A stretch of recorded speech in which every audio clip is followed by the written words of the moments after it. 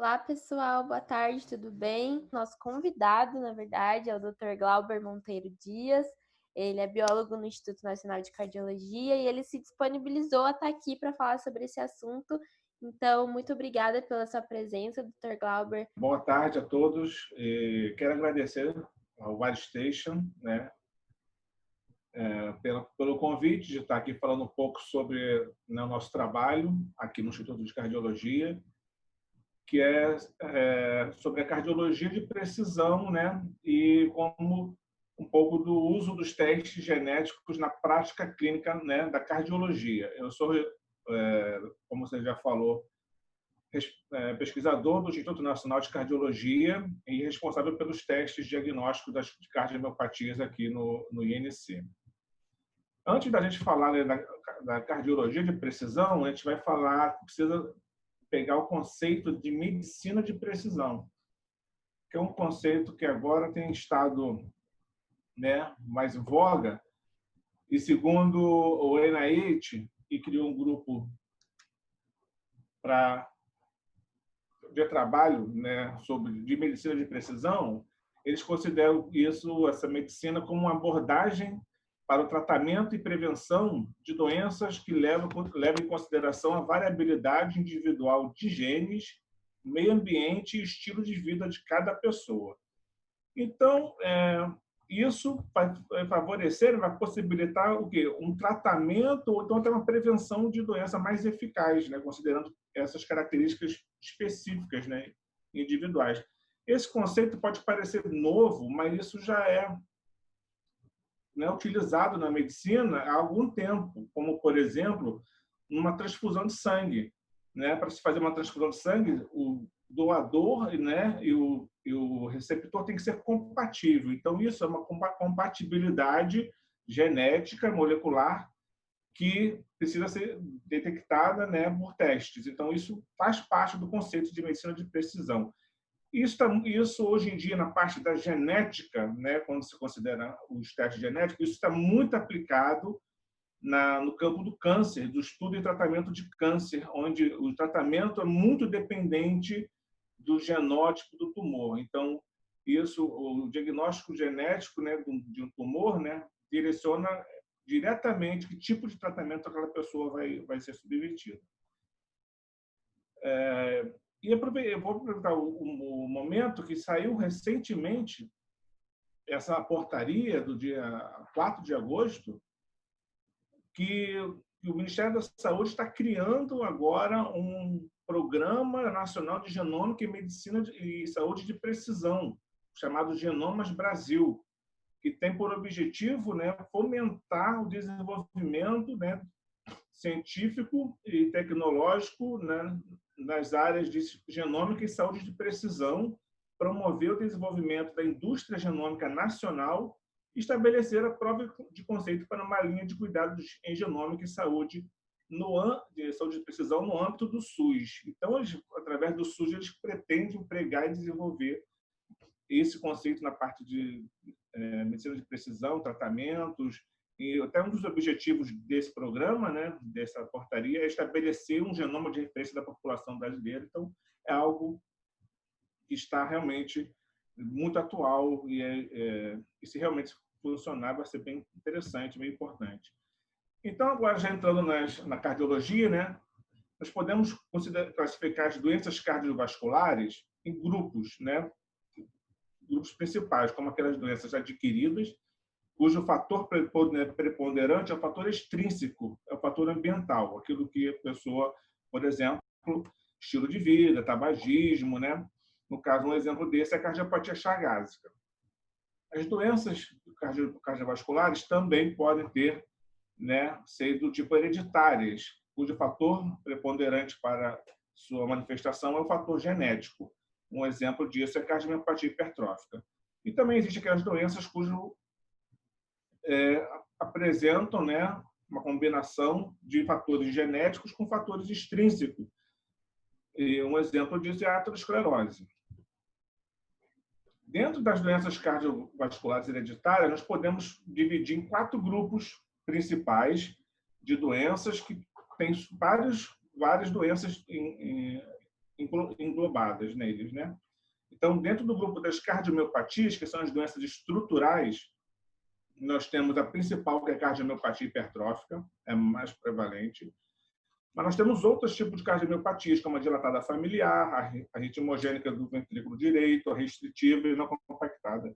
Assim como nas canalopatias, que são as doenças que afetam os canais iônicos dos cardiomiócitos, que causam arritmias. A principal delas é a síndrome do QT longo, mas também nós temos a taquicardia ventricular polimórfica, catecolamnésica, síndrome de Brugada, QT curto e distúrbio progressivo de condução.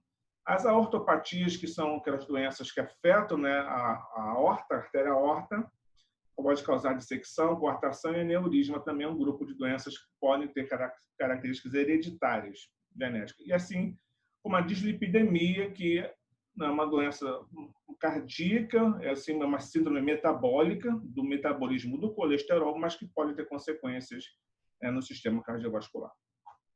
A principal dela seria a hipercolesterolemia familiar. Então, o que essas doenças, né, compartilham, né, em comum entre si, esses grupos de doenças? Primeira coisa que elas apresentam uma herança mendeliana, que respeitam, né, as leis de Mendel, de herança. Então, elas podem se apresentar de forma dominante, né, por exemplo, aqui é autossômica dominante, e de forma recessiva, onde é necessário você ter os dois alelos afetados por uma mutação genética para que aquela doença se manifeste. Então, a doença autossômica dominante, ela basta apenas um dos alelos afetados e ela se manifestaria em todos os indivíduos, em todas as gerações. Então, para um indivíduo apresentando fenótipo tem um determinado fenótipo, seus pais, né, um dos pais deveriam apresentar o mesmo fenótipo. Então, essa herança mendeliana, ela se manifesta, no caso das doenças cardiovasculares, de forma monogênica, ou seja, é necessário apenas um único gene alterado para que a doença se manifeste. E isso, essas doenças têm em comum. Elas também podem apresentar fenótipos como fenótipos isolados, né? Apenas a região, por exemplo, no caso de uma ortopatia, apenas a aorta, né? O fenótipo cardiovascular da aorta com alteração, com, né, distúrbio, ou também pode se apresentar na forma de síndromes, onde nós temos diversos outros sistemas afetados, não fenótipos associados, não apenas o cardiovascular. Então, isso é o que elas possuem em comum, né, dentro desse grupo de doenças cardiovasculares hereditárias. Então, eu vou falar primeiro aqui um pouco, né, um exemplo de cada um desses grupos da doença e depois, né, tanto a parte um pouco da clínica quanto da parte genética molecular. E no final vou falar um pouco dos métodos de diagnóstico, dos desafios para se detectar, né, uma mutação nesses casos. Então, nós temos aqui a cardiomiopatia hipertrófica, que é uma doença do músculo cardíaco, onde nós caracterizada pela hipertrofia, né, da parede do VE, do ventrículo esquerdo. Afeta principalmente a região do septo, mas também pode afetar a parede posterior também. Isso também, uma outra característica dessa doença é a disfunção diastólica do relaxamento do coração, na maioria dos casos.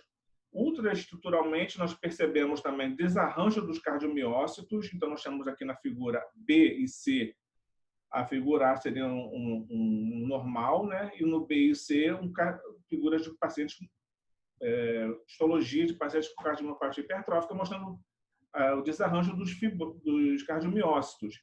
E também presença de fibrose intersticial. Então, entre os cardiomiócitos, nós temos acúmulo de fibrose. Na figura D aqui, nós percebemos isso com uma coloração específica para colágeno. Também está associado a essa doença a alta incidência de morte súbita. E ela é a principal causa de morte súbita em jovens e atletas, principalmente atletas de alto rendimento. Então, nós temos alguns exemplos, como o jogador de futebol, que já teve uma morte súbita em campo, um jovem também num modelo, numa passarela em São Paulo, não tem muito tempo, também teve uma parada cardíaca, uma morte súbita, antes mesmo de se manifestar qualquer outro sintoma. A morte súbita pode ser o primeiro sintoma dessa doença. E aí só vai se descobrir que a pessoa realmente tinha isso, né, numa autópsia ou numa autópsia molecular, onde é feita a análise genética pós-morte. A prevalência dessa doença é bem alta, relativamente alta, né? Pode chegar a 1 para 200 indivíduos na população geral.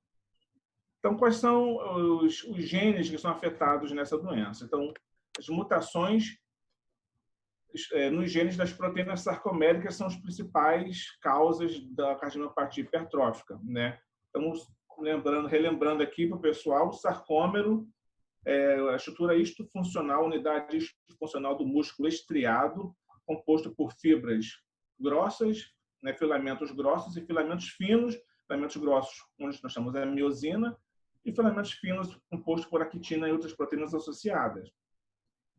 Então, dentre os genes que codificam esse pool de proteínas, né, dessa estrutura, as duas principais, né, onde tem mais prevalência, né, na cardiomiopatia hipertrófica, é o gene MYH7, que codifica a cadeia pesada da beta-miosina, e o gene MYBPC3, que codifica a proteína C de ligação à miosina. Juntas, elas correspondem por aproximadamente 50% dos casos de hipertrófica. Então, mas existem vários outros genes que têm uma prevalência menor, que também tem associação já caracterizada.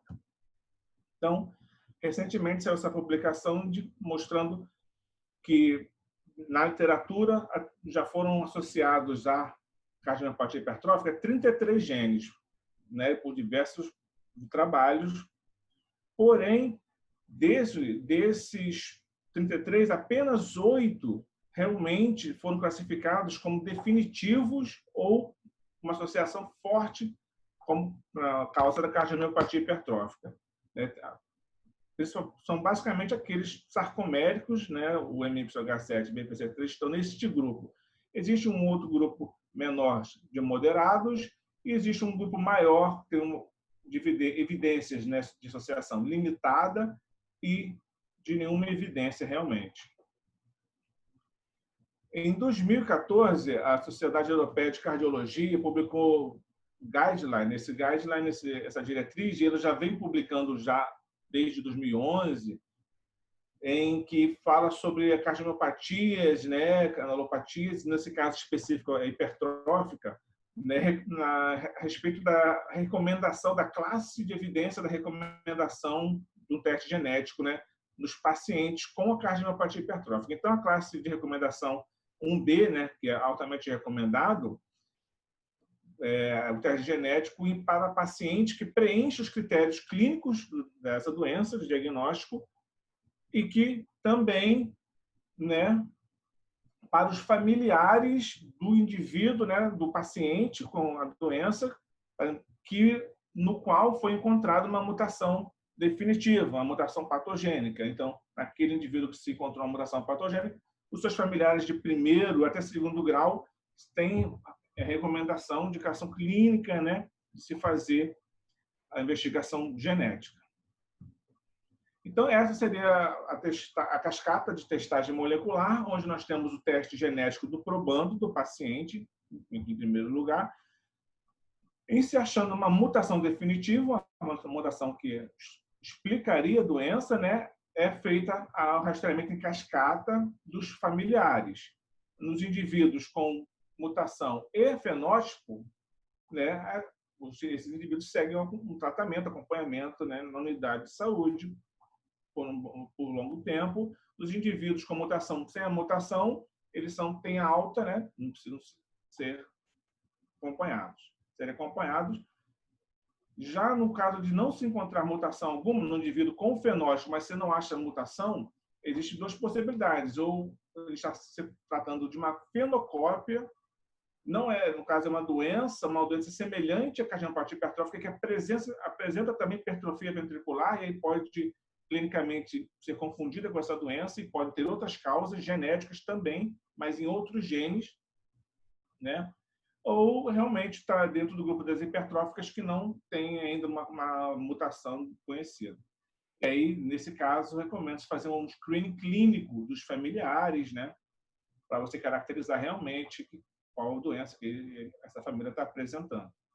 E quando você encontra uma variante de significância incerta, significado incerto, ou seja, aquela variante que não se sabe realmente se ela é responsável pela doença ou se ela é apenas uma variante benigna, sem menor importância, sem maior importância, é recomendado que se faça também o screening clínico, o screening da mutação dessa variante nas famílias, e aí se faça o estudo de segregação para tentar caracterizá-la melhor, como patogênica ou não.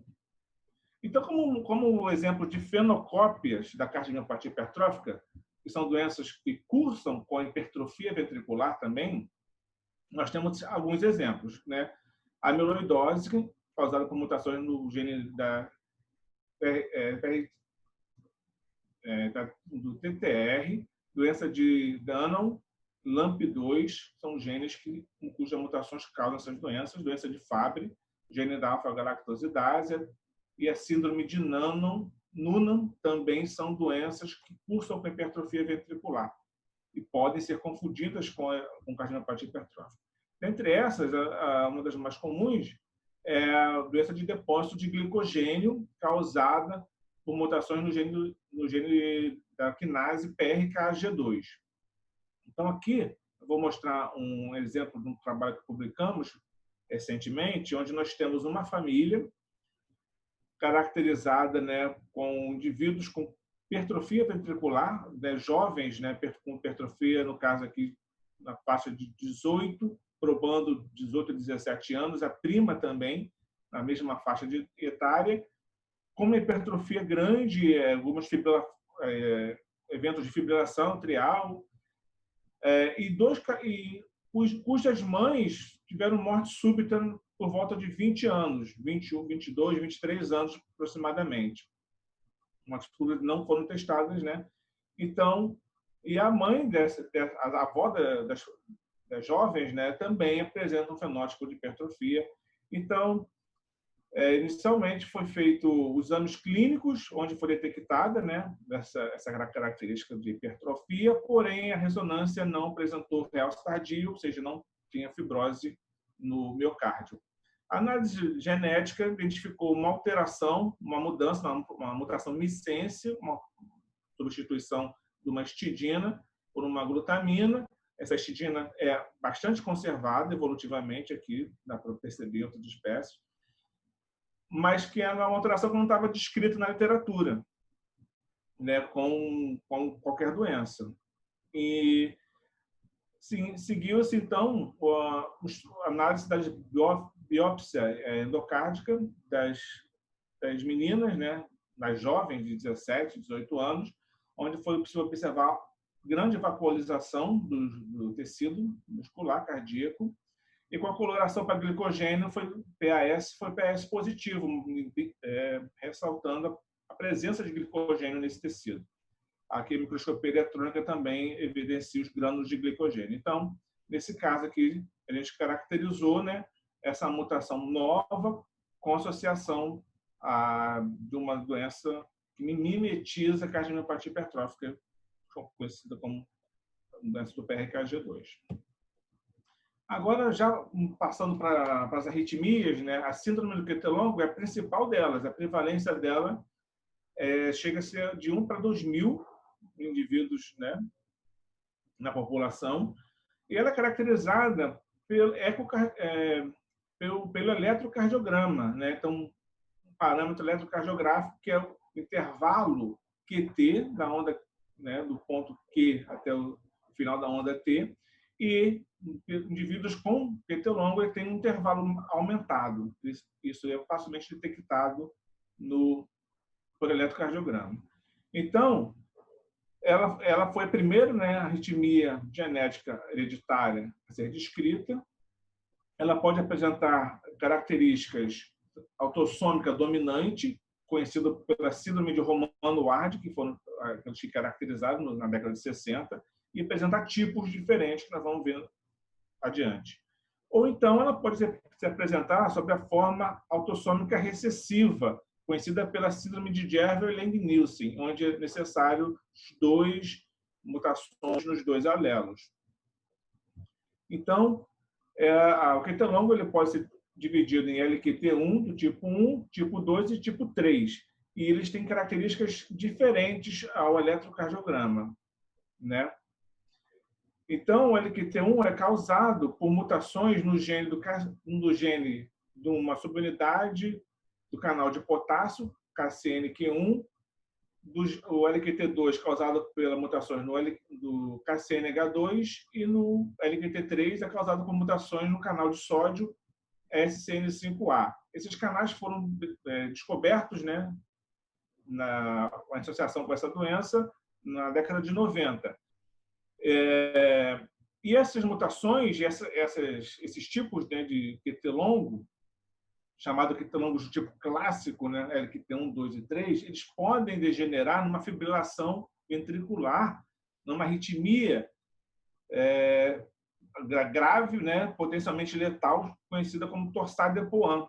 E, se não for revertido, pode levar à morte, né, revertido com desfibrilador. Então, existem gatilhos conhecidos já associados a cada uma dessas doenças, desses subtipos, que podem desencadear essa arritmia. No caso do LQT1, a natação é um gatilho bastante conhecido, né? Bastante forte a associação. Existem casos de pessoas que morrem afogadas e muitas vezes tiveram uma arritmia maligna, né? Uma fibrilação, e acabaram se afogando ou tiveram uma parada cardíaca e morreram. Isso pode ser confundido com um afogamento. No LQT2, o estímulo auditivo, por exemplo, um despertador. Pessoas podem morrer, né? Tem casos que nós estudamos de pessoas que morreram durante uma partida de futebol no gol da Copa de 70, do Jairzinho. A pessoa, né, desencadeou teve essa arritmia e a morte da pessoa. E o LQT3, que é causado pelo gene SCN5A, pode se manifestar apenas no sono, né? Então, e isso já na infância, né? Existem casos que na infância já o bebê morre no berço, muitas vezes confundido, né, como sufocamento, asfixia pelo travesseiro, mas pode ter, alguns casos foram realmente causados por uma arritmia do tipo LQT3 e que dificilmente seria descoberto, detectado. No entanto, diferentes condições, outras síndromes ou doenças, ou outras também não necessariamente doenças, podem provocar o prolongamento do intervalo QT. Então, por exemplo, uma pessoa que tem um QT longo causado por outros fatores não genéticos, por exemplo, drogas, um desequilíbrio eletrolítico, até mesmo em casos do infarto agudo do miocárdio, pode apresentar, né, aumento do QT, e aí nós consideramos essa condição como QT longo adquirido, né, diferente de uma síndrome típica do QT longo. Síndromes de Andersen-Tawil e síndrome de Timothy também podem apresentar prolongamento do QT, mas são síndromes multiórgãos, afetam outros órgãos também. Então, tecnicamente, estariam classificadas em outro grupo separado do QT longo típico. Então, por isso, né, o direcionamento do teste genético é muito decisivo a partir do fenótipo. Então, quando você tem um direcionamento fenotípico preciso, o teste genético apresenta um alto rendimento, né, de positividade, né? Então, ao invés de se fazer um teste aleatório para todos, aí o rendimento baixa muito. Então, no Congresso de Arritmia do ano passado, brasileiro, o Dr. Michael Ackerman, que é uma das referências mundiais nos estudos das canalopatias, né, e das cardiomiopatias também, mostrou o rendimento, né, da síndrome do QT longo, pode chegar a 80%, é um dos maiores, né, do rendimento do teste genético, né, de positividade, é um dos maiores, pode chegar a 80%, mas isso é muito, né, do direcionamento, da indicação desse teste através das características clínicas. Portanto, a conversa entre o laboratório e a clínica tem que ser constante e bem próxima. O mesmo grupo do Dr. Ackermann, agora, nesse ano, publicou um estudo de evidências de genes, né, associados a quetelongo. Então, aqui nós temos 17 genes que já foram, durante todos esses anos, na literatura associados, de alguma forma, ao quetelongo. Porém, ainda hoje, em 2020, os únicos genes com associação definitiva com a síndrome do quetelongo típica continuam sendo os KCNQ1, KCNH2 e SN5A, os 3 genes descobertos em 95. Então, altíssima, né, associação, fortíssima, né, com a síndrome do quetelongo típica. Existem outras características do quetelongo, por exemplo, da síndrome do quetelongo atípico, que além do QT aumentado, apresenta outras características, né, associadas. Então, existem genes que estão fortemente associados ao quetelongo atípico, mas que não estão associados ao quetelongo típico, que é o quetelongo isolado. Então, nós temos aqui 2 outros genes chamados causadores da síndrome de Andersen-Tawil e síndrome de Timothy, que eles são genes de alta evidência para essas síndromes, porém, para quetelongo típico, né, eles têm baixa evidência. E a mesma coisa para quando você está se referindo ao quetelongo adquirido. Então, tem genes que levam uma predisposição a você aumentar o intervalo QT mediante situações, outras condições, como foi mencionado anteriormente, mas não por si só, né, levando a uma síndrome típica. Então, eles têm baixa evidência em relação à síndrome do quetelongo. Então, esse trabalho, esse guideline de 2011, ele continua atual para a recomendação do teste genético para a síndrome do quetelongo, onde é recomendado, né, a análise do LQT1, 2 e 3, KCNQ1, H2 e SN5A, em indivíduos, né, caso índices com forte suspeita da síndrome do quetelongo, baseado na história familiar, na história clínica e no eletrocardiograma. Uma vez detectada uma mutação patogênica, né, a mutação definitiva para síndrome do quetelongo nesse indivíduo, é recomendado também que se faça rastreamento familiar dos indivíduos do primeiro grau. E que apresenta também um aumento do intervalo QT. Dentro das aortopatias, né, nós podemos pegar aqui como uma doença que também tem característica hereditária, é a dissecção e aneurisma da aorta torácica. Então, dentro da aorta aqui, o aneurisma, né, é um enfraquecimento da parede da aorta, né, onde, devido a vários fatores, aqui, por exemplo, hipertensão mal controlada, má formação congênita dos vasos, uso de drogas e diversos outros fatores podem levar a um aneurisma da aorta, inclusive, né, mutações genéticas, que podem se manifestar até mais precocemente. E esse aneurisma, esse enfraquecimento da parede, ele pode levar a uma dissecção, que é a separação das camadas, né, e ter a ruptura dessa aorta, levando à morte. Até 25% das pessoas que desenvolvem, né, uma doença da aorta torácica, elas carregam uma mutação mendeliana patogênica.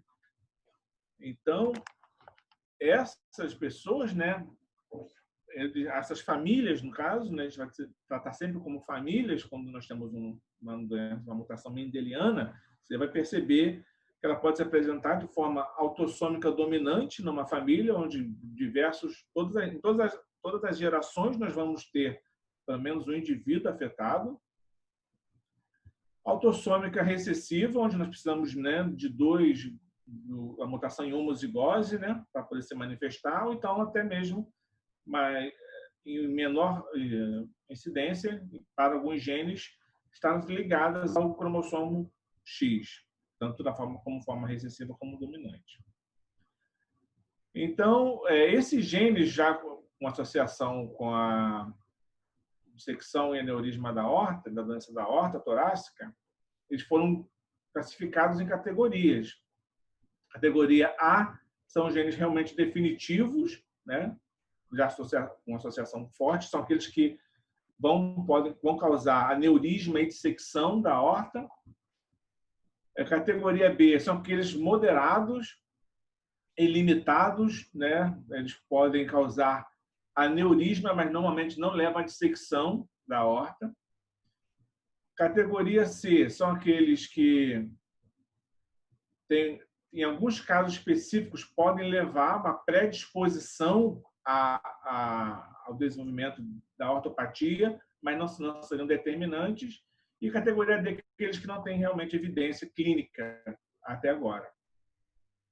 Então, dentre todos esses genes aqui, o gene da FNB1, que é o da fibrilina, é o gene mais estudado, né, como um dos principais, né, principais causadores, né, da ortopatia, da aneurisma quanto de dissecção. Além da aneurisma e dissecção, que são características não sindrômicas, são isoladas, mutações no gene FBN1 podem causar uma característica sindrômica também, conhecida como a síndrome de Marfan, onde, além de afetar o sistema cardiovascular, né, a aorta, ele também afeta outros sistemas, como o músculo esquelético, afeta a visão, afeta a pele, afeta outros órgãos. Então, ele tem um fenótipo bem característico, né, onde nós temos articulações altamente flexíveis, né? E a ortopatia nesses indivíduos se apresenta de forma mais grave e mais precoce. O último grupo de doenças seria a hipercolesterolemia familiar, que é caracterizada pelos níveis plasmáticos elevados, né, do colesterol LDL. Também, clinicamente, apresenta sintomas tendíneos, né, onde nós temos acúmulo de lipídios em calos, né, em diversas regiões do corpo, visíveis. Isso pode levar nesse aumento de nível plasmático por muitos anos, desde a infância, né, a pessoa já apresenta o colesterol elevado, LDL, ele vai apresentar, né, no futuro uma doença arterial coronariana prematura, precoce, né, em idades mais jovens. E pode levar a um infarto, né, o infarto do miocárdio, no caso aqui. Então, nós temos aqui, né, os níveis, né, ideais aqui, ideais abaixo de 200 miligramas por decilitro, o borderline, né, de 200 a 239 e acima de 40, considerado níveis altos numa condição normal, né, sem ser a hipercolesterolemia. Os principais genes afetados, né, nessa condição, o principal dele é o gene LDLR, que é o gene que codifica o receptor do colesterol LDL, que é uma lipoproteína. Na verdade, é uma molécula, né? Na verdade, é uma estrutura lipídica e proteica, o LDL colesterol. E esse receptor, ele internaliza, ele captura essa molécula na corrente sanguínea e internaliza para ser metabolizada e degradada dentro das células, do hepatócito principalmente.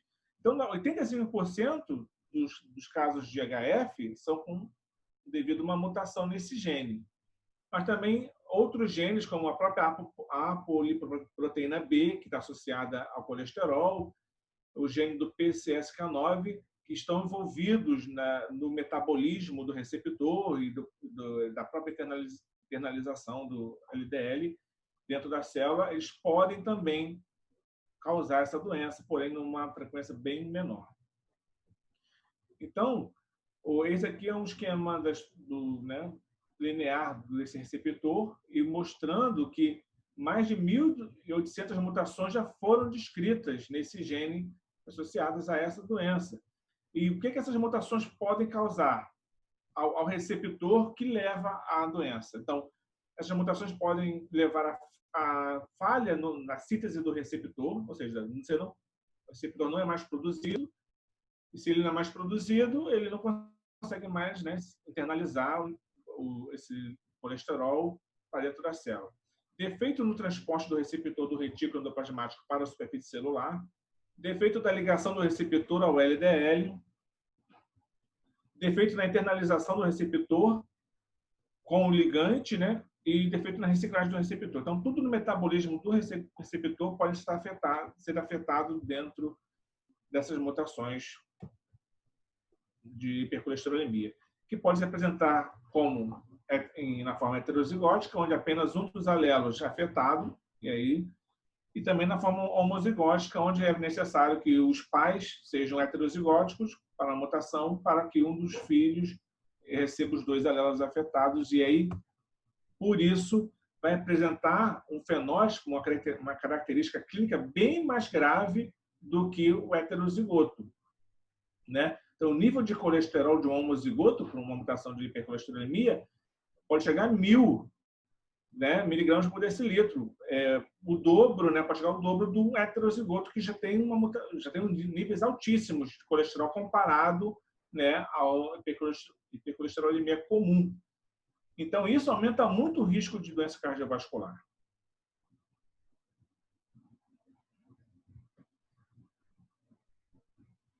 Agora, saindo um pouco das doenças, a gente vai passar rapidamente, né, pelos métodos de detecção dessas variantes, né? Então, relembrando, né, um pouco do caminho, né, do dogma da biologia molecular, onde nós temos os genes contidos na molécula de DNA, que para serem expressos precisam, né, gerar uma molécula, ser transcritos numa molécula de RNA, que será traduzida numa molécula de proteína, numa cadeia polipeptídica, e mutações, né, no DNA, numa troca de base, por exemplo, vai fazer com que pode acontecer de gerar uma proteína, uma troca de aminoácido, e essa proteína apresentar um mau funcionamento e levar à doença. Então, as mutações, elas podem ser SNV, mutações de nucleotídeo únicas, podem levar a troca de aminoácidos, né, levar a mutações de missense, numa proteína, ou até mesmo levar a proteínas truncadas, devido a esses mecanismos. Ou as mutações podem apresentar na forma de indels, são deleções e inserções dentro da sequência, que vai gerar também um erro na leitura, né, da proteína, e gerar uma proteína alterada em relação ao tamanho dela, e também a sua função. Então, de acordo com o tipo de variante, né, a ser detectado, existem diversas tecnologias disponíveis. Então, como no nosso caso das cardiopatias, né, das doenças cardiovasculares, a grande maioria é causada por SNVs e indels, principalmente SNVs, de uma única base, um único nucleotídeo. Então, isso pode ser detectado pelo sequenciamento de sangue, né, até mesmo pelo painel de NGS, sequenciamento e outros sequenciamentos, porém eles têm uma abrangência maior quanto mais você vai subindo o screening, né? Apenas a hipercolesterolemia, o gene LDLR, ele pode também ser causado, né, HF, por copy number variation, CNV, que seriam duplicações ou deleções de segmentos do gene, de um exon, 2 exons, e isso está já bem descrito como uma das causas da hipercolesterolemia. E para isso, a gente pode usar também o NGS, como outros métodos como MLPA, para detectar CNVs. Então, né, o histórico da tecnologia do sequenciamento de DNA, ela foi evoluindo bastante, que a partir dos anos 2000, com o advento do NGS, o sequenciamento de nova geração, que nós vamos falar já, ele aumentou muito a capacidade de sequenciamento, né, por máquina por dia. E isso também levou a uma redução do custo bastante acentuada por base, né, sequenciada. Então, esses aqui são os modelos de equipamentos de NGS, o Next Generation Sequencing, que ele pode ser abordado de 3 formas, né, na clínica, né, para o diagnóstico clínico. O genoma, que não é muito usual, né? Na verdade, o genoma seria sequenciar todo o nosso genoma, são 3 bilhões de pares, mais de 3 bilhões de pares de base, é muito. Então, assim, você tem um custo alto, né, por amostra e uma dificuldade enorme de se analisar. O exoma, que seria apenas os genes do genoma, que corresponde a 1,5% do genoma e compreende aproximadamente 22 mil genes. Também é muita coisa para se analisar, e em alguns casos é indicado o exoma. Porém, o maior custo-benefício mais amplamente aplicado às cardiomiopatias, às doenças cardiovasculares, são os painéis de NGS, onde você tem pools de genes de 10, 100, até mais de 100 genes que você sequencia por amostra. Então, você consegue fazer mais amostras por corrida e você tem um custo-benefício maior, uma facilidade, uma investigação mais direcionada, né, dessas doenças. Aqui é só um exemplo de um resultado aqui do Instituto, onde um paciente com cardiomiopatia hipertrófica foi realizado o sequenciamento de NGS com 52 genes relacionados a cardiomiopatias, que nós utilizamos na nossa rotina, e foi identificada uma mutação no gene MYH7, né, um dos principais para essa doença. Essa mutação caracterizada como provavelmente patogênica e que tem as considerações dessa mutação. E muitas vezes, uma vez que se identificou uma mutação patogênica, ou provavelmente patogênica, num paciente, o que é recomendado que se faça um rastreamento em cascata dos parentes de primeiro grau desse indivíduo. Então, pode ser filhos, podem ser os pais vivos, irmãos, e aí você vai buscar aquela variante nesses indivíduos, fazendo também sempre uma avaliação clínica deles, né?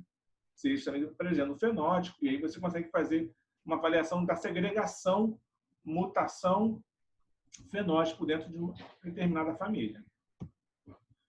E essa parte, esse sequenciamento, né, esse rastreio, né, em cascata dessa mutação, é feita por uma outra tecnologia conhecida como sequenciamento de sangue, a Sanger Sequence, onde você não precisa sequenciar todos os genes, os 50 e poucos genes, né? Um painel grande, você sequencia apenas a região onde foi detectada a mutação, no caso o índice. Então, você sequencia apenas a região, é muito mais barato e rápido. E aí você consegue fazer gerando um eletroferograma onde é detectada a mutação, né, nos picos aqui de base, e você consegue fazer isso de forma mais prática e rápida. Bom, agora, para se chegar numa variante patogênica, ou provavelmente patogênica, né, dentre centenas de variantes possíveis encontradas, né, é preciso de um trabalho que, na verdade, é o principal trabalho, né, do diagnóstico molecular, um teste clínico, né, que é você filtrar dentre 300, 400, 500 variantes, talvez mais, a variante de interesse, aquela patogênica, né? Você vai garimpar dentro daquele universo de variantes encontradas. Muitos artefatos, muitas sinônimas sem efeito clínico, muitos polimorfismos. Então, em 2015, para ajudar nesse processo, né, o Colégio Americano de Genética Médica desenvolveu critérios para interpretação de variantes para várias doenças, né, um critério geral, onde as variantes serão classificadas de benigna a patogênica, passando por provavelmente benigna, variante de significado incerto, as VUS, famosas VUS em inglês, as provavelmente patogênicas e a patogênica. Dentro desses critérios, né, o principal seria, um dos que tem evidência mais forte, dados da população. Então, dados da população, essa variante sendo ausente na população geral, em dados de população, e tem maior prevalência em indivíduos afetados, considera-se, né, um forte indício da sua patogenicidade. Mas tem outras características, como o tipo de mutação, se é uma mutação de perda de função, se já existem estudos funcionais dessa mutação. e até mesmo a segregação dentro da família, se você tiver acesso a essa informação familiar, são critérios que vão somando pontos até você classificar, né, entre VUS, patogênica ou provavelmente patogênica. Então, né, aqui vou passar rapidamente mostrando que variantes raras apresentam sempre um efeito clínico, um efeito, um fenótipo, um efeito, né, maior, bem maior, né, do que as variantes comuns. Quanto mais comum for uma variante na população, menor é esse efeito, né? Então, normalmente elas não causam, não tem menor, causam nenhum sintoma, nenhum fenótipo, quanto mais comum ela for. E existem hoje, atualmente, o Genomad, que é o banco de variantes, né, populacionais, tem mais de 140 indivíduos genotipados. Já a partir daquele trabalho de 2015, 2016 e 2018, né, foram lançadas revisões, melhoramentos, né, desses critérios para voltar apenas para cardiomiopatias ou para apenas um gene específico, né, para avaliações, né, das mutações nesses genes ou determinada doença, facilitando, aprimorando o diagnóstico, no trabalho da pessoa que está na frente lá do diagnóstico. Então, só para fechar aqui, esse é um caso do nosso instituto que foi publicado recente, onde nós tivemos um indivíduo com cardiomiopatia hipertrófica, jovem, 17 anos, com uma hipertrofia bem acentuada, 42 milímetros, é bastante coisa, história de síncope e uma morte súbita abortada, e foi implantado um CDI para prevenção secundária. Porém, os pais deles são assintomáticos e exames clínicos e até ressonância magnética não apresentavam hipertrofia, né? Então não apresentava doença, cardiomiopatia nos pais, apenas o único indivíduo. Não é uma característica de uma herança recessiva, né? Que não é comum, né? Não está descrito para cardiomiopatia hipertrófica. A análise do painel identificou duas variantes diferentes no mesmo gene. Uma variante considerada uma VUS e uma variante patogênica. E a análise da variante na família mostrou que a mãe herdou uma variante da mãe e outra variante, a patogênica, do pai, embora o pai não tenha fenótipo, não tenha doença. É uma variante que tem um efeito bem mais suave, né? Ele tem variante, as mutações podem apresentar efeitos muito severos ou efeitos mais brandos, né? Dependendo do gene e da região afetada. Mas ele, como herdou os dois alelos desse gene do MYBPC3, com ambos afetados por mutações diferentes, ele desenvolveu uma forma severa, né, um fenótipo bem severo, com uma hipertrofia bem grande, e até morte súbita, por uma coincidência. Bom, era isso que eu queria mostrar para vocês. Espero que tenha sido bom proveito, que tenham entendido um pouco, e qualquer dúvida e perguntas estou à disposição, mas também pode me mandar e-mail. Ao longo da apresentação, a gente recebeu uma pergunta do Elisson Silva. Ele perguntou qual o guideline que recomenda o rastreio de variante de significado incerto em familiares de paciente portador dessa VUS? Eu mostrei aqui no guideline da cardiomiopatias, no gene de cardiomiopatias, né? Hipertrófica, no caso da hipertrófica, quando você tem uma VUS, você pode, né, fazer recomendado que você faça avaliação clínica, consegui voltar aqui, um rastreio, screening clínico dos indivíduos da família, né, e também a parte rastreamento da mutação, para você tentar definir se realmente aquela mutação é uma VUS ou você pode mudar ela de VUS por uma patogênica, uma benigna. Então, em estudos, né, a gente pode usar essa estratégia. Deixa eu ver se eu... Aqui. Então, uma VUS, ela, né, pode participar da análise de segregação quando possível, fazendo o screening clínico e o screening genético, no caso da cardiomiopatia hipertrófica. Muito obrigada. Acho que é isso. Se alguém tiver mais algum comentário. quer terminar a sua fala, Dr. Glauber? Não, só queria realmente agradecer. Gostei bastante da experiência. Legal. Obrigada. Então é isso, pessoal. Até a próxima. Tchau, tchau. Tchau, tchau, gente.